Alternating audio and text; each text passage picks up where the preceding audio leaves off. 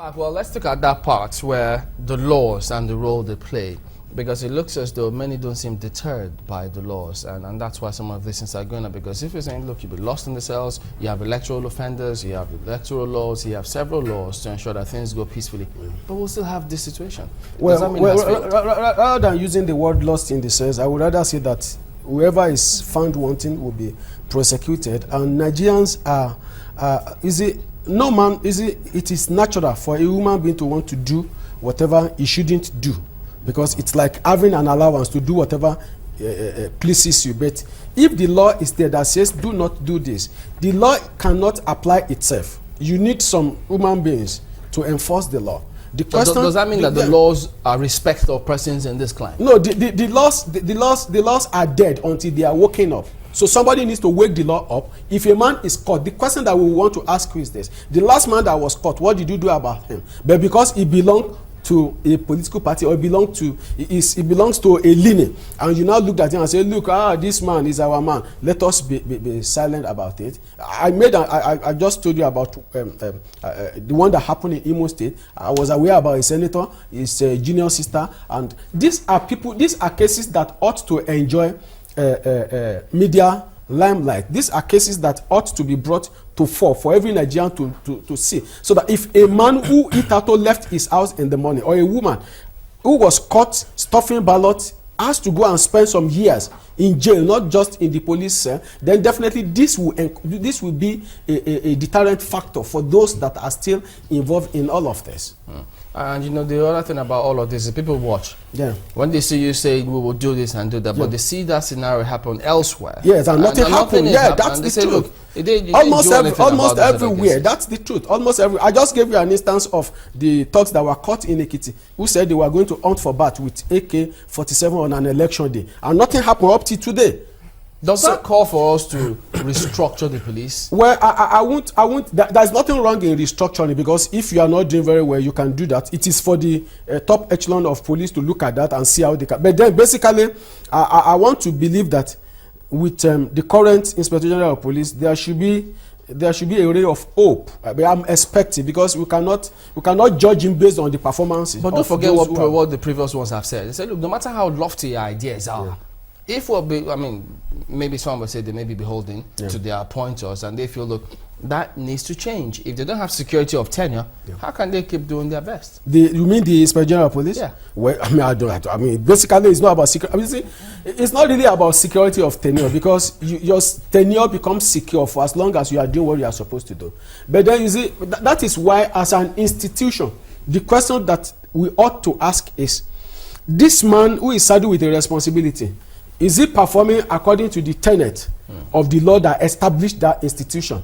The moment you have not derailed, Nigerians will cry out. You remember some times ago, a CBN governor was to be removed, not apparently but Nigerians could not find any justification for his removal. And they said, look, if you must remove this man, it has to go through the National Assembly. Unfortunately, the man was still removed unjustly, but then they must have resolved that now. But the question is this: you enjoy security of tenure for as long as you are in office and you are doing what you should do. If the Inspector General of Police is going to be removed, then it can't be for a frivolous reason. I'm just wondering, we do not have a level, amount of violence or propensity to violence all across the country, so that if this country were to conduct elections across the country today, each state will have a different level of propensity to violence, and some other ones.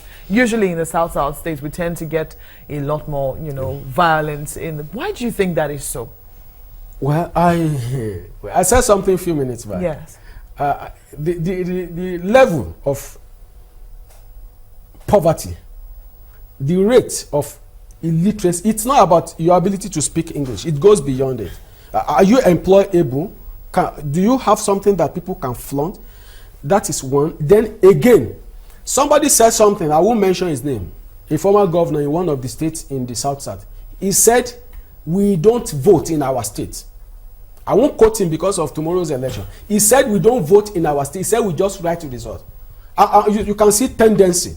You can see tendency. We cannot rate a tribe ahead of others or a section ahead of others. Should we be but then the proclivity for anarchy in the South is much higher than every other places. Should we then be saying that, because if we say that, we're looking across the entire country now, should we be saying that, the reason why some elections in some states are less intense, or, is because perhaps it's for want of a better word, it's a one-party state? Is that why? And if that is the case, what do you think can be done in those cases where it would seem that one party has broken in two and that's why the contest is so intense? What do you think can be done to reduce, the kind of tension that is felt in that kind of state? Well, I think basically to reduce the tension, it is not a one-man's job. That's the truth. And I said so earlier that even the umpire, they have a very big role to play. The police, they have a very big role to play, because you must even train your men not to be biased. You must train them to understand that you are going into this as unbiased policemen. And you see, if you look at the propensity for crisis in such areas, then it will take us back to the question that I asked earlier: detection. Police must be able to detect crime before it is even committed. You must be able to detect that someone is bringing arms and ammunition into a particular place. The creeks are so difficult to man. That's the truth. But then we have people who are from all those places who are enlisted in the Nigerian police, who are enlisted in the Navy and all whatnot. They should be called around to assist in some of these things. I've mentioned earlier too that education is quite important. That was why I spoke about the NGO. That definitely has to go on, years before the elections are conducted. Yes, for years. And unfortunately, the impact have not been seen in certain areas of the country. If you go to the whole of River State now, people come around. In those days, we used to have this MOSOP, that's movement of organism. What have they done? People are still dying day in, day out. I'm not indicting anybody. But then my question is this: what have you been able to do? Because whoever dies in Ogoni land, if he's not an outsider, he's an insider. He's an Ogoni son who could become someone in future. But basically, that's the problem. Yeah. The very young, the youth, are the ones who are enmeshed in all of this. Because you hardly see any of the old or the aged now, or even they are never involved, or even women. Yeah. So young men are being used to foment trouble. Yeah. And it beats a lot of Nigerians that they still don't understand the importance of peace in electoral process like this. Yeah. Well, that's the truth. And like I was saying, that is one area again that the mass media comes in. Let us educate them as much as possible. Let us spend quality time on air to talk to Nigerians, to let them know that you don't have to be part of it. People still watch their televisions. There are parents who will watch it and call their who call their children. That's not to say that the dogs who will definitely go back to their vomit will not be involved in whatever they want to do, and that is where we have the law enforcement agents. For this particular one, you spoke about INEC previously, but what about specifically for these elections? What would you have INEC do? Well, for this election, the reports from the man you spoke to says that all the sensitive materials are already in place. But you see, I was to raise a query. This is for INEC. Look, we have found out over the years that this so-called ad hoc staff that you use, they apply able. That's the truth. He has no stake in whatever you are doing. The man is a youth copper. He comes in, his number one interest is how much can he make out of all of this.